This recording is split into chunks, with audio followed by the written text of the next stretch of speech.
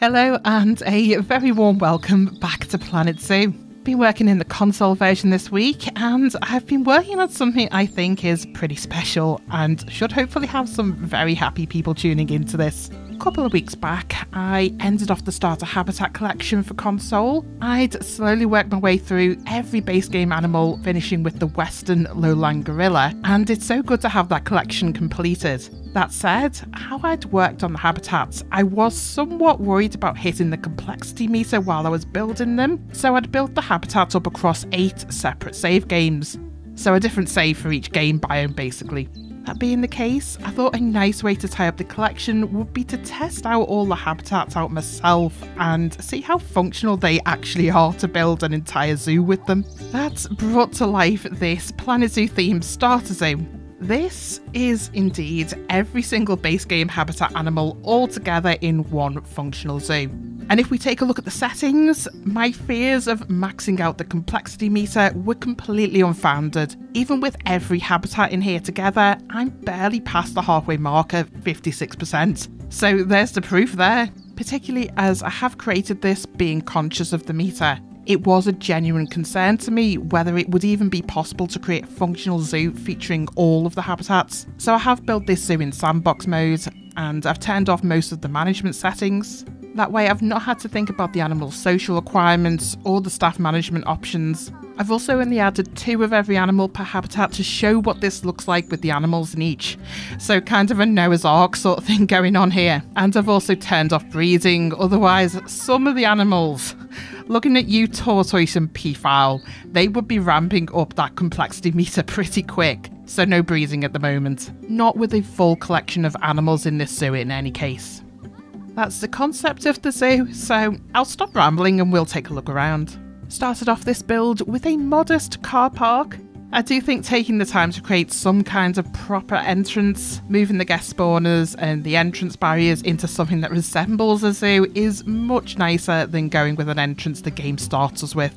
Created this zoo in the European temperate biome, so the general theming I've got across this zoo is based on that kind of style. Guest spawners, they're hidden away in these little side buildings. Simple design, no dramatics here. I think after working with the base game unthemed pieces so extensively, I've sort of built up my own house style with them now, and this is my go-to decoration for unthemed zoos. Moved away from the breeze block wall and the asphalt roof pieces, you might be glad to hear. These days I'm favouring the metal plank roof and the plaster pieces, and I tend to colour these in the Planet Zoo house style greens. And yes, the colour codes I've used here are an exact match for the Planet Zoo light and dark green colours. Moving on from the spawners, we get to the real entrance. Same style for this building and kept with the default 2 entrance booths. Like with the spawners, this is a pretty modest entrance building, which I think is true to real life. Majority of zoos I've visited, the entrance isn't some grand 7-storey high structure, it's a fairly muted prefabricated type of building like this. Through the entrance, this brings you out into a central spine pathway through the zoo. Big area here to prevent visitors getting the entrance clogged up. To break up the space a bit, I've put in a picnic area with benches. This is using the short grass path, hence why it looks a little weird, kind of like that plastic artificial lawn stuff you can get, but went with the grass path because that means you can put real picnic benches on here rather than concept ones. Although funny enough, the guests don't seem to use these tables anyway. I've probably placed them a little too far away from the food and drink shops to be all that useful, but I think even if it's not used, it does look better than leaving this as the light asphalt path all the way across. Before we venture in and I get sidetracked, let me show you the other side of the entrance. In here I've put some of the zoo essentials, so on one side is a little gift shop. It's so great we've now got all these gift shop pieces to work with. Lots of fun building up the shelves and things. I made a conscious decision here to go with the counter gift shop rather than the modular gift shop. I'm aware that the modular gift shops are still a little buggy with the pathing and I didn't want to risk that corrupting the save or such like. So just a gift shop counter and built up the shelving and whatnot myself. Middle of the entrance is a small information area, so some cash machines and an information desk. Also put in a few of the conservation posters. Purely decorative for this zoo because I've turned off the guest education requirement in the sandbox settings. I just think these signs sit well near an information kiosk. Over the other side of the entrance, gone with an obvious choice here, got some toilets. Pretty sure every real life zoo has the toilets right up front as well. Always need a set of washrooms near the entrance. That's it for the entrance. Let's take an overhead view of the zoo as a whole and you'll get an idea of my strategy with the layout. Something I've always incorporated with the starter habitats, I guess my preferred design choice. They're always rectangle shaped. I firmly believe working with blueprints in Planet Zoo, you have a far easier time working with straight edge blueprints than those that have odd shapes and curves. Far easier to build up a modular zoo structure like I've done here with square habitats. It's also a little more forgiving with the pathing than it is for navigating around corners. So yes, every habitat placed in this zoo is rather square. Looks a little odd when you have a habitat on its own, but once you have them all working in sync with each other, hopefully you can see here what I've been going for with this concept. The idea behind this is that there's a central spine of a pathway for the main thoroughfare into and out of the zoo. From this there's paths shooting off to the sides, and that's directing visitors through each of the separate areas of the zoo. On the left side, this takes you towards the African species, and to the right is Asia. Up near the back, it does get a little eclectic up there because majority of the base game species are either African or Asian animals, so smaller areas dedicated to North and South America. And interesting with the base game, Europe and the rest of the world, those are cross-continent animals only, and they fit in with other areas well, so not really a dedicated area for those continents in this zoo. It's mostly Asia and Africa. The main thoroughfare pathway in the centre of the zoo, my first thoughts were to have somewhere to purchase food and drinks in here, since guests will be walking through here most often. So I've got in here another one of those generic Planet Zoo themed buildings, and in here I've set up some hot food counters. Got a bit carried away with making this and made a little cooking station in the middle. Difficult to do when you're restricted to base game pieces, so not an extensive kitchen by any means, more like a small area to heat up food that's prepared elsewhere. Now, this empty space under the roof here, originally I had tables set up in here and the drinks vending machines were also in here, but something was certainly going wrong with the pathing here, and there was about 200 guests stuck in here doing that jumping in place thing when they can't find the right pathing, so unfortunately that had to go. No seating for the diners, they'll have to eat on the go. Right, that's the food and drink taken care of. I do want to show you something that I've worked on with the pathing in the zoo. You'll notice there's a slight step up here from the main pathway onto the offshoot paths. Rather than a conscious design choice, this is resolving the problems you sometimes get placing blueprints in the game where the habitat has been built in a different biome and it refuses to sit flush with the ground. This is definitely an issue in Planet Zoo, and it happens with all blueprints that contain water. I've talked about this more extensively in one of my tutorials about placing blueprints, but it is nice to be able to demonstrate here in an actual zoo how this plays out. So in this zoo, with the starter habitats, some of these blueprints do have water in them, and how the game places those blueprints is different to how it places blueprints without water. What it comes down to, a blueprint that doesn't have water, you can use the advanced move tools to move that blueprint smoothly up and down so that you can get it aligned exactly with the ground. Now, if the habitat has water in it, you can't do that. It only moves in increments, so it's kind of bumpy. Reason it's doing this if it's got water in it is because the biomes in Planet Zoo, each of the separate biomes has a different water level. Don't know why they're not the same water level for each of the different biomes, but what this means is if you create a blueprint in one biome, the blueprint will be set to the water level in that biome. Then if you try and download and use that blueprint in another biome, this creates a conflict that leaves us with those where you try to place it and it's either slightly higher or slightly lower than the ground level. Creating this zoo, I've not been immune to this issue. I've created some of the habitats in other biomes and not the European temperate biome, which I'm creating this zoo in, but I have worked out a way to mitigate the issues that it causes. The main pathway coming into this zoo is sitting at the true ground level for this biome, but the habitats are sitting at a slightly elevated level where I physically raised the terrain to line up with where the water level is dictating the habitats want to sit. Personally, I found it far better to slightly raise the ground level like this rather than sinking everything down. I think this looked a lot more natural than it would if the central pathway was sitting higher than the habitats. Now, the connection between the main path, which is sitting at true ground level, and the habitats that are sitting at a higher level, the pathway that connects those, I've really smoothed this out so that it's barely noticeable. You can see here there is some elevation there, but it's not enough to force it to want to do a stairway or anything like that. So it's just a slight increment, but enough where I've had to do some design stuff with this zoo to make it look okay. The terrain level change where there isn't a pathway. Now, I could have smoothed all this out, spent ages making it look like the path does, but it took ages to get the path that smooth. So instead, I've gone with a stepped sort of siding here, and I think that looks quite good. It's making a feature out of the quirk rather than having to fiddle around smoothing the terrain across the entire zoo. Anyway, that's how I've dealt with that particular blueprint placement problem. In a nutshell, you have to figure out where the habitats want to sit in relation to the terrain, then raise the terrain of the whole zoo slightly to align with that.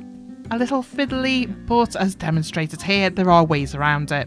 Another fiddly element I've worked with here is getting blueprints to align with pathing. I'm sure everyone watching this knows only too well the frustration we have with the terrain modification error, and that's definitely been no different setting up this zoo. One of the main reasons I favour straight edge blueprints over curved or oddly shaped ones is because of the terrain modification error. Across this whole zoo, for the most part, I've placed 10 metre wide pathing, and you'll notice here I've added a concrete edging to this, and this is applied across the whole zoo. It did take a really long time. It was at least 4 or 5 hours of work to get all of the blooming edging in, but so worth it. Adding that edging manually, it gives you the impression of the pathing sitting uniform with the habitat barriers, whereas reality is underneath that edging, there's about 1/2 metre of wiggle room, so it appears that the path is entirely straight. But we all know the pathing in Planet Zoo is certainly temperamental at the best of times, so getting it to comply with blueprints you're dropping in is another story. Adding this edging in means that the path doesn't have to sit entirely flush with the side of the barrier, so it's giving a lot more leeway that way. There is still the issue though with terrain modification error, where it refuses to let you place habitats next to, well, within 4 metres of another barrier or a path. What's helped with this? I created a template out of some of the building pieces that was exactly 11 metres wide, and I've used that as a template, so when I was putting habitats in, I would use this template piece, place that on the ground, then align the habitat with that, and then I know that the habitat that's going to sit opposite would be exactly 11 metres across from that habitat. That, along with a fair bit of fiddling, putting paths in, taking them out, trying again, and happy to say it's worth it because there's a fairly consistent pathing system throughout this zoo now. There is a few places, because of the length of some of the habitats, I have had to use a narrower path, so I've dropped down to an 8 metre, even a 6 metre at times. Very few 4 metre paths though across the zoo because it just causes so many problems with the guests getting clogged up. In terms of how this all fits in, habitat size variations. The good thing with square habitats is you can, for the most part, make this work with pathing as long as you have a path all the way around a habitat. So in most cases, that's what I've gone with. Where there is little gaps between paths, I've filled this with trees relevant to the biome and the continent that it's sitting in. Oh, and something else with pathing. So this is the Bengal tiger habitat, and this was one of the very first starter habitats I created for Console. I was playing around with the idea of elevated terrain, so more true to what a Bengal tiger's natural environment would look like in this case. There is a quirk with this habitat gate though to get this looking how I wanted to, and the habitat gate sits at a much higher level, whereas a lot of the other starter habitats are sitting at ground level. The trick with placing these habitats is to get the front barrier sitting at ground level, and the back level is much higher like this. Then you need to connect this back up with a raised staff path at the back that comes back down to ground level. I like how the habitat looks using this approach, but I am very aware that some people do have issues with this and not everyone has the patience to fiddle with the pathing to get this connected up. That was probably an overreach on my part and probably should have just done it at ground level from start. So I do plan to go back to these habitats that do have this raised barrier gate at the back. I think I'll leave these ones be. I'm not going to remove them from the workshop, but I'll also add another version of these habitats that sits with the gate at ground level. I do appreciate all the feedback I've had from the starter habitats, and yes, this is one of the issues that's come up amongst a few other challenges with some of them. So I will be pottering around in the starter habitats over the next couple of weeks and fixing some of those issues. Another habitat we can take a look at here that was a little fiddly to place is the gharial. Good old gharial here and their difficulties navigating over the slightest incline in terrain. Fussy customers. Placing this blueprint in this zoo, the water level in my original creation sits much higher than it does in this one. I created this in the Asian tropical biome, and placing it in the European temperate biome, it really doesn't want to work in this biome. My usual tricks with changing the terrain made no difference here, and the water level refused to sit where it should, which is slightly above the waterproof glass part of the barrier. Good news is the gharials don't have any difficulty navigating into the water, and they can also climb out and reach the feeding tray, no issues. So although it's not working quite as intended, it's still a very functional habitat.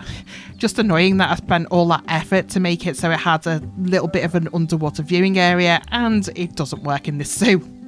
That's something I have to live with, and Planet Zoo's quirky water physics. Anyway, moving on. So this area of the zoo is all dedicated to Asian species, and like I mentioned, some of the other continents in Planet Zoo, you don't get many base game animals from those continents, so they're kind of squeezed in around the edges and up at the back. So grizzly bear squeezed in down here, then onto a favourite of mine, the timber wolves, and then onto the combined American bison and pronghorn antelope here. The two species in the base game that need snow in their environment, it still doesn't sit well with me having exposed snow in a habitat, just sitting out there like it wouldn't be a huge cost and environmental disaster to maintain snow in that way. It doesn't sit well with me at all, so these species that do need snow, I've hidden them up at the back rather than giving them a prominent place at the front. Barely noticeable when you're viewing from the front of the zoo. Let's see if I can find us the South American section too. Yep, just over this way.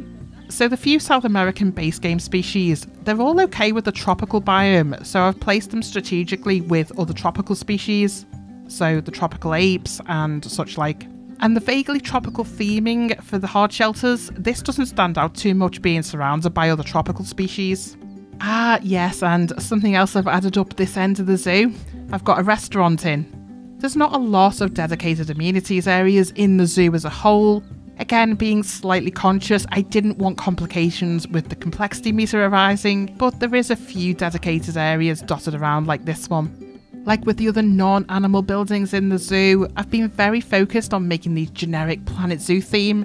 So the colour palette and pieces used to create the restaurant here are very much the same as some of the other buildings I've created earlier on. So using the same colour palette, the same wooden pieces, and I kind of like how it all seems to be a theme now. This is very much a Planet Zoo zoo.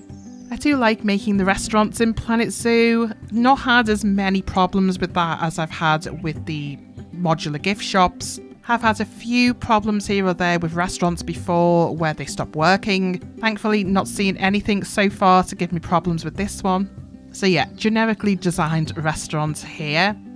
Out from here, we're headed back into Africa. African species featured a lot in this zoo. They do take up more than half of the zoo. There's so many African species in the base game, so naturally the divisional lines between areas of the zoo are a little blurred the further back we get. One thing I did specifically plan with this, the big habitats, so species like the lion, the elephants, and of course the hippos. Definitely the hippos. So much room needed for hippos. They take up so much space in the zoo. I've deliberately planned for these habitats to be out near the outer edge of the zoo so that they're not using up too much real estate and forcing guests to walk around the entire habitats. Still, this does stretch up pretty far, this hippo habitat, so I figured it'd be a good idea to add an extra amenities spot out here. Again, a generic but custom built Planet Zoo themed small building, so food and drinks, a toilet and some picnic benches. One thing I think's missing in base game, they don't give us a bog standard wooden picnic bench. I think, if I recall, you need either, I think it's Europe DLC or could be Conservation DLC that gives you a proper picnic bench. There isn't a normal one in base game, so making do with the New World themed picnic bench for this zoo. To be fair, most of my unthemed zoos do end up using a lot of the New World pieces, great set in the base game. From here, this brings us back through Africa and we end up where we started off. Of course, beginning with the Aardvark here. That in a nutshell is the starter habitat zoo. And I hope this has given you some insight into why I've built the starter habitats in a specific way, and you can see them all sitting together like this. It starts to make a bit more sense, I hope. I've now uploaded this as an entire zoo on the Frontier Workshop, so you can indeed download this zoo and check it out for yourself. As with all my builds, please feel free to use any elements of the habitats or even the entire zoo for things you want to create yourself. I have zero issue with creators using my work for their own builds. The whole starter habitat collection was intended for sharing and building them up as you unlock more themes and enrichment items anyway. I check the workshop often because I'm often uploading things on there, and I do occasionally see elements of my builds cropping up in other workshop creations. Honestly, I'm flattered that people are running with this concept to create bigger and better things from what I started. Like I'm leaving a Planet Zoo legacy here.